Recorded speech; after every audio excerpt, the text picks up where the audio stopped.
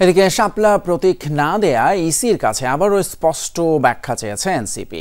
দলটিকে শাপলা দিতে কোনো মহল থেকে বাধা আছে কিনা তা স্পষ্ট করতে সিইসির প্রতি আহ্বান জানিয়েছেন দলটির মুখ্য সমন্বয়ক নাসির উদ্দিন পাটোয়ারি।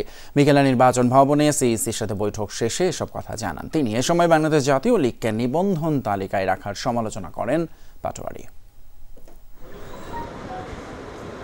২৪-এর গণঅভ্যুত্থান থেকে উঠে আসা তারুণ্য নির্ভর দল জাতীয় নাগরিক পার্টি ইসিতে নিবন্ধন আবেদনের পর থেকেই প্রতীক নিয়ে জটিলতা শুরু।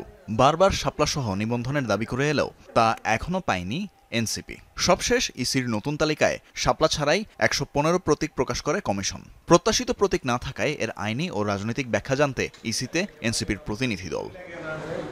সিইসির সাথে ২.৫ ঘণ্টার বৈঠক শেষে দলের মুখ্য সমন্বয়ক নাসির উদ্দিন পাটোয়ারি নির্বাচন নিয়ে শঙ্কার কথা জানান। দাবি করেন এনসিপিকে শাপলা প্রতীক না দেওয়ার পেছনে হাত আছে অদৃশ্য শক্তির। যেহেতু প্রতীকের কোনো আইনি বা রাজনৈতিক বাধা নাই, আপনি প্রতীকটা দিচ্ছেন না, তাহলে এখানে অন্য কোনো বাধা দেখতে পাচ্ছি আমরা। বিভিন্ন স্টেক হোল্ডারদের সাথে বসে এই পরিস্থিতি তারা সৃষ্টি করছে।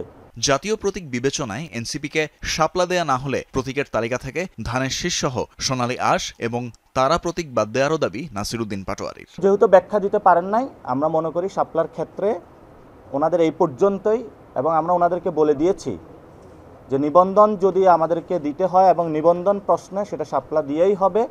শাপলা ছাড়া এনসিপি নিবন্ধন হবে না এবং এনসিপিও শাপলা ছাড়া নিবন্ধন মানবে না।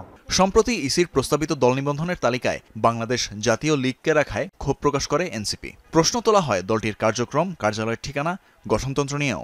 জাতীয় লীগের ১৯৯১ সালে জনাব আতাউর রহমান খান মৃত্যুবরণ করার পরে আর কিভাবে এই জাতীয় লীগের দল হিসাবে ধারাবাহিকতা ছিল। এছাড়া ওই দলের কোনো গঠনতন্ত্র নেই, ওই দলের যারা নেতৃত্ব তাদেরকে কেউ চেনে না, মাঠে কোনো কর্মসূচি নাই। আপনারা এমন একটি দলের নিবন্ধন দেওয়ার ব্যাপারে কিভাবে সিদ্ধান্ত নিলেন? বৈঠকে ভোটারদের বয়স নিয়ে সিদ্ধান্ত পুনরায় বিবেচনার দাবি জানায় এনসিপি। ত্রয়োদশ জাতীয় সংসদ নির্বাচনে জেনজি সদস্যরা ভোট দিতে না পারলে তা প্রহসনের নির্বাচন হবে বলেও মন্তব্য করেন দলটির নেতারা। তানভীর মৌসুম, যমুনা নিউজ, ঢাকা।